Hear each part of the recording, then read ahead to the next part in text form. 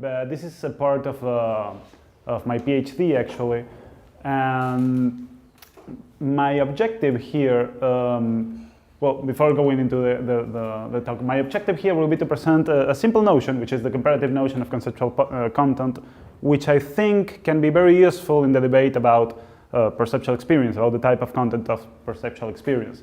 The way I'm going to do that is that I will start by presenting Heck's division between the content and the state view in the debate and saying something about what this debate is, just to get everybody on board in case somebody doesn't know what the debate is about. And then I'm going to add, these 2 points are actually going to be somewhat on the other, I'm going to go to the third things first and then to the second. I'm going to be talking about 2 ways in which we can understand conceptual content in this debate. What I think are 2 ways in which we can understand conceptual content. One that is autonomous and one that is comparative. And I'm going to reconstruct Byrne's pleonastic notion of concept and of conceptual content as an example of a comparative notion of content, and consider some arguments that Heck has presented against that notion to later say something about how I think the notion is nonetheless useful when used properly. And that will take us to something that Sabrina already said, that is the neural reuse hypothesis, and how that can be like the stepping stone in an attempt to naturalize this debate about the type of content. So basically, the debate I'm talking about is an ongoing debate regarding the relationship between higher cognitive states like thought and judgment and typical conceptual capacities and perception. And in particular, we are always talking here about personal level, conscious, self-aware states of perception. So the debate is divided between 2 big sides. On the one side, we have the conceptualists who argue basically or mostly on epistemic grounds that perceptual experience should be understood as an actualization of conceptual capacities. This idea pretends to be Kantian in heritage, and some of the authors that have defended this, some have changed positions over time, but McDowell mainly, Brewer, Byrne speaks, and myself, I'm going to be defending this position.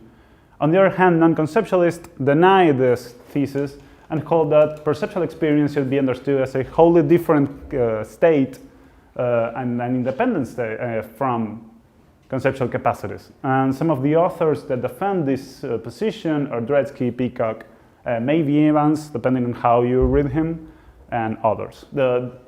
I think it would be safe to say that non-conceptualism is or at least it was until recently, the mainstream position in this debate. Most people are non-conceptualist.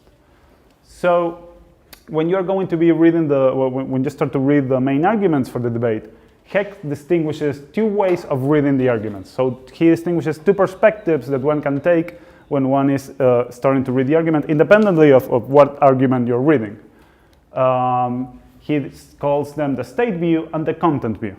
On the state view, what conceptualists and non-conceptualists are debating is about the necessary conditions for being in a state that has a specific content. On the content view, on the other hand, the debate is about the type of content of those states, not necessarily about the necessary conditions for being in those states.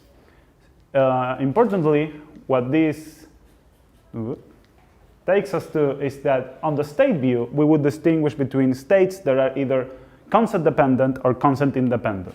So the main question is something like, do you need the concept of table to be able to experience perceptually a table? Something like that. Or do you need to have the concept of a certain color in order to have conscious perceptual experiences of that color? On the other hand, on the content view, you are not supposed to be distinguishing between if a state is dependent or independent from concepts, but rather if those states have conceptual content or non-conceptual content. Now, I'm going to be focusing on the content view.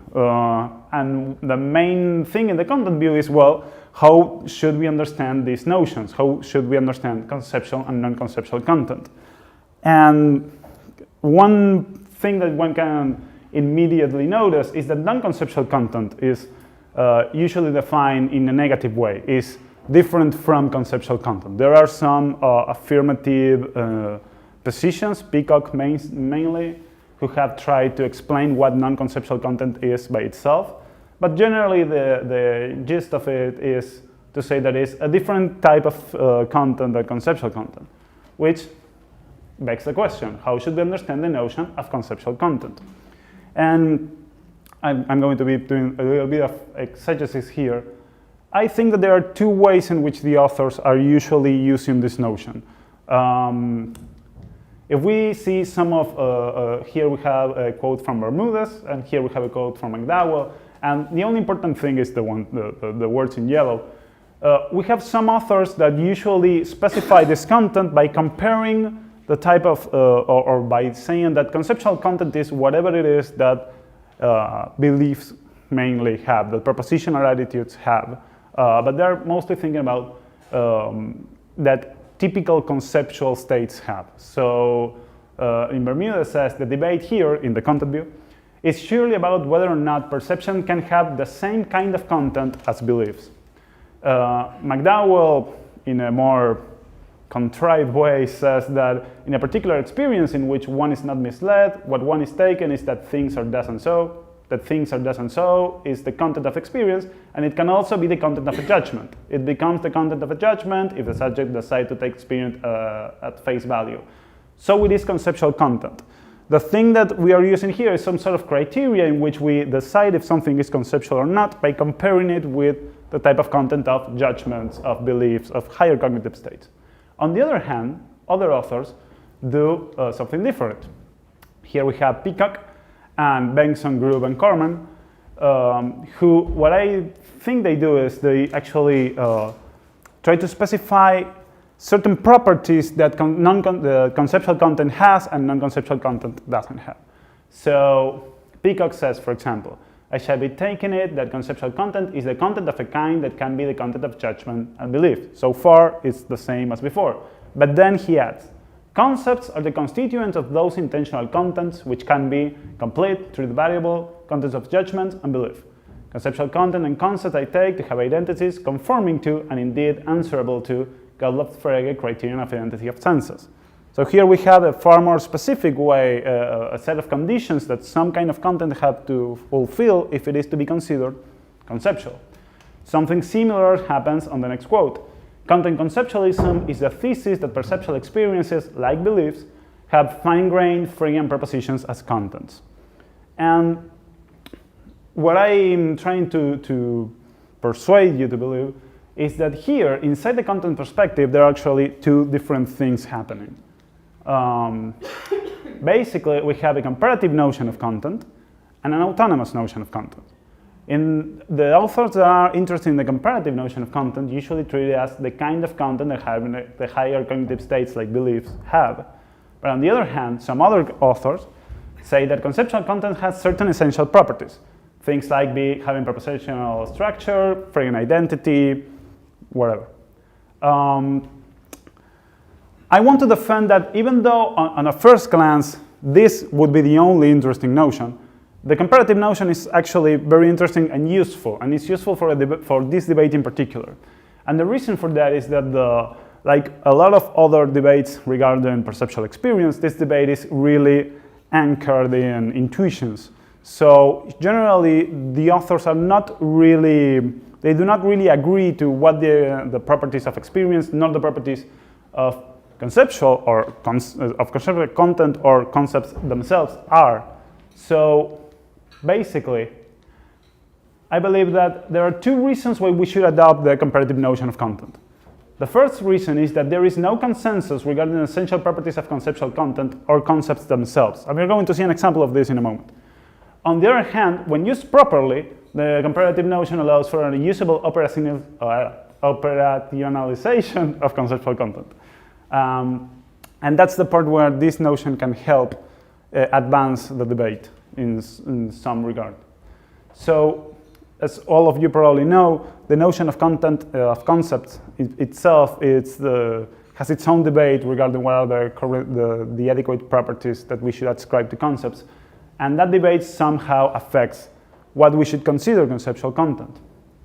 So Byrne proposes a pleonastic notion of concepts and of conceptual content. And basically that notion says the same as the the comparative notions. He says that conceptual content is whatever it is that can be belief content. This notion has some unexpected results. In particular, he jokingly points out how Stalnaker, who refuses Stalnaker holds that there is no such thing as conceptual content at all in the world. There are no states with conceptual content. Nonetheless, would be a conceptualist because he does believe that there are belief states, and belief states have content, and the content of the beliefs and of perceptions would be the same type because there is no other type. Therefore, he would be a conceptualist. So this notion can have some unexpected results, but then again, we should take care of them case-by-case basis. The criteria I'm going to propose later does not imply this kind of unexpected results. Heck, 2 years later, objects to Byrne that the pleonastic notion is trivial. And he is basically really harsh against this characterization of the debate. And he says, after saying that this notion is trivial and the main authors of the debate are not thinking about conceptual content in a pleonastic sense, that conceptual content should at least have 3 different properties. It should be prepositionally structured, it should answer to a strong reading of a generality constraint, and it should imply an adherence to LOT, to language of thought hypothesis.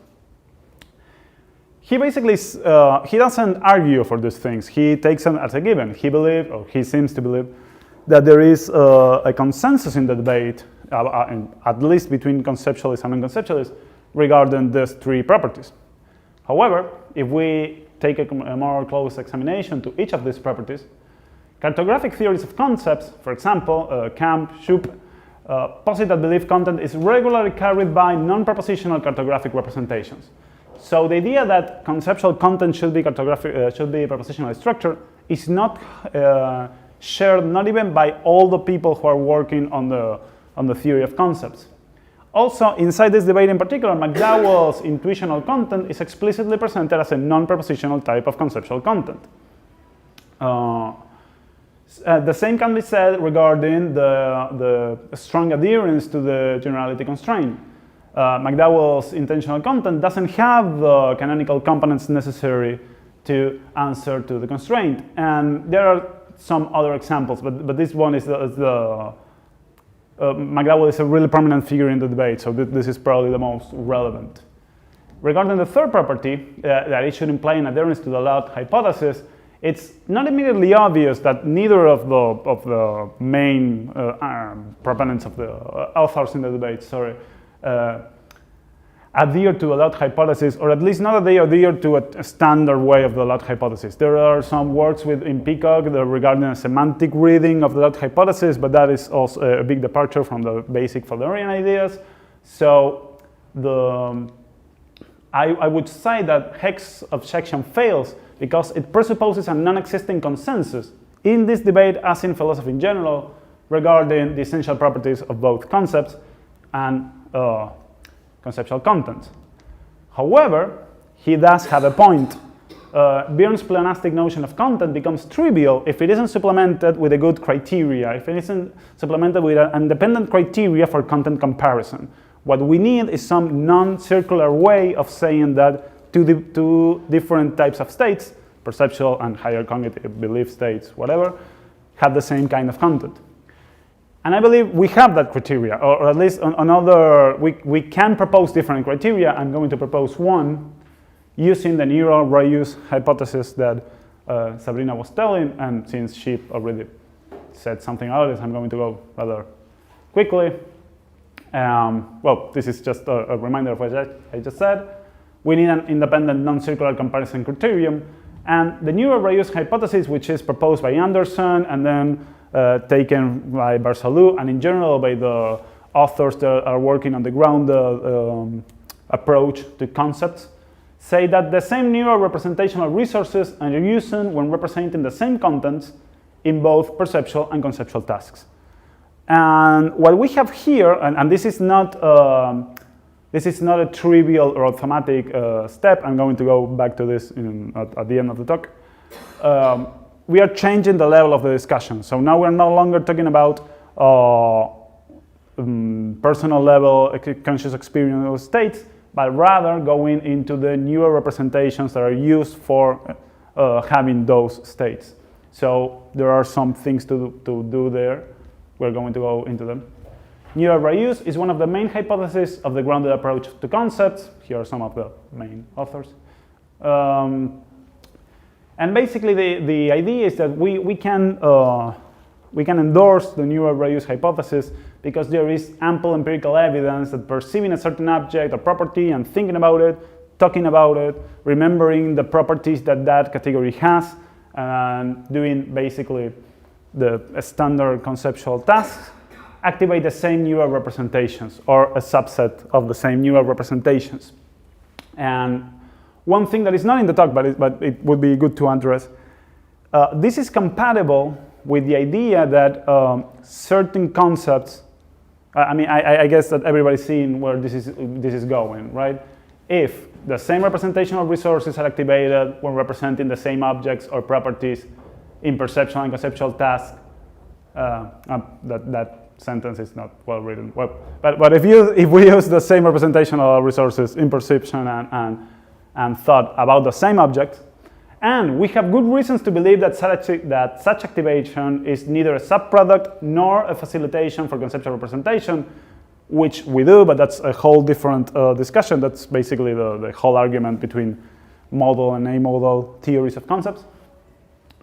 And we believe that such neural representation is somehow responsible for the content's experience in conscious perception. Then that is the magical leap from subpersonal to personal level.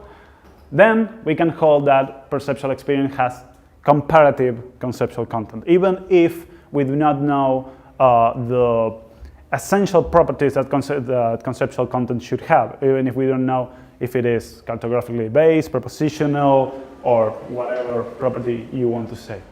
Now, something important to say is that this, basically closing the talk, two main points.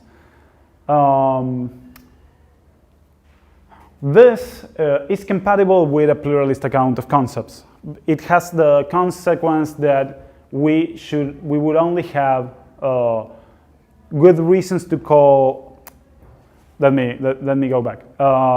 If we use this criteria, we can say that that certain concepts, which are the ones that use the same representational resources in both cases, can be part of the content of experience. That doesn't mean that there cannot be other concepts, maybe amodal concepts, that do not use these same representational resources, but we should expect that those concepts do not form the part of the content of experience. So this is compatible with a pluralism about concepts, just that it would be a subset of those concepts that would be present in perceptual experience.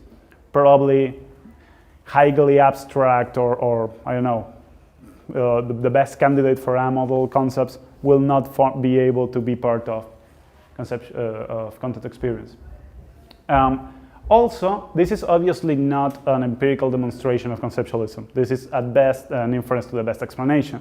And a lot of this depends on things that would take us to a whole different discussion about the kind of experiments that Sabrina mentioned at the beginning of her talk, that I should see the new evidence against this, but generally we seem to believe that supposedly amodal representations cannot function on their own. They do not activate on their own. So we have reasons not to believe that this is some sort of facilitation for representation elsewhere, but also that it shouldn't be a subproduct, because basically brain energy is really expensive and it doesn't make a lot of sense to be simply disposing all of the energy that we are using for the effects that we have recorded in empirical evidence that we are usually using for defending grounded approaches to concepts. So, having said that, some conclusions. The notion of conceptual content can be understood at least in two different ways. On the one hand, we have the autonomous notion that something can be considered as conceptual content if it has a set of specific essential properties. On the other hand, we have the comparative notion that something can be considered as conceptual content if there is a way to determine that it has the same type of content that higher cognitive states have. Also of note, these are not incompatible with each other. I mean, if you adopt, this is more of heuristics to the discussion. Obviously, maybe there is some true set of essential conditions or essential properties that conceptual content can have, but you don't need to know them in order to advance the debate further. And finally, the neural radius hypothesis can be used as the basis for a comparative notion of conceptual content. It can give us tools to make that criteria for comparison. This, I believe, can be really useful as the basis for a naturalization of conceptualism. But that is basically another part of the whole project. So, thank you.